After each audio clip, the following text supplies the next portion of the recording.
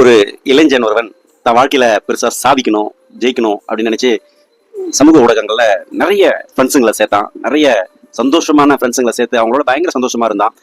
அதை நினைச்சு இப்ப நமக்கு எவ்வளவு ஃப்ரெண்ட்ஸ் இருக்காங்க, ஃபேஸ்புக்ல, வாட்ஸ்அப்ல எவ்வளோ லைக்ஸ், எவ்வளோ ஷேர்ஸ், எவ்வளோ கமெண்ட்ஸ், வேற மாதிரி இருக்கிறோம் நாம.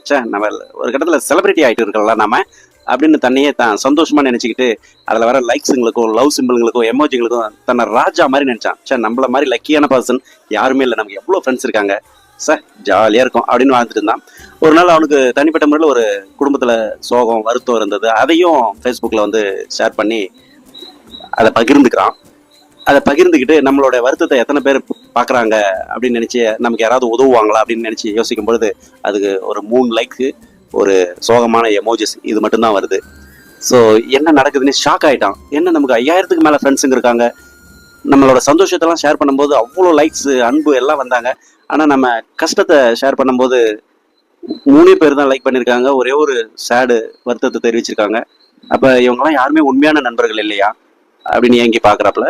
ஸோ உங்களோட உண்மையான உறவுகளை புரிஞ்சுக்கணும்னா 2 நிமிடம் செல்ஃப் செக் பண்ணி பாருங்க. உங்க வாழ்க்கையில நல்ல மாற்றத்துக்கான ஆரம்பம் இது. இந்த லிங்க்குள்ள போயிட்டு உங்களோட பேரு, தேவைப்பட்ட ஃபோன் நம்பர் கொடுக்கலாம், இல்லைன்னா மெயில் ஐடி மட்டுமே கொடுக்கலாம். கீழே ஒப்புக்கொள்கிறேன் அதில் கிளிக் பண்ணிட்டு உள்ள போனீங்கன்னா ஒரு 19 விதமான கேள்விகள் கேட்கப்பட்டிருக்கும். அதுக்கு தற்போதைய சூழ்நிலை உங்களுக்கு என்ன தோணுதோ அதை பதில் அளிச்சுக்கிட்டே வரும்பொழுது இறுதியாக உங்களுடைய ஸ்ட்ரென்த் என்ன, வீக்னஸ் என்ன, எதில் கவனம் செலுத்தணும், அதுக்கு தகுந்த உதவி மற்றும் பயிற்சிகள் ஏதாவது தேவைப்படுதுனாலும் நீங்க 30 மினிட்ஸ் செஷனுக்கு புக் பண்ணிக்கலாம். ஸோ அடுத்த வீடியோ சந்திப்போம். நன்றி.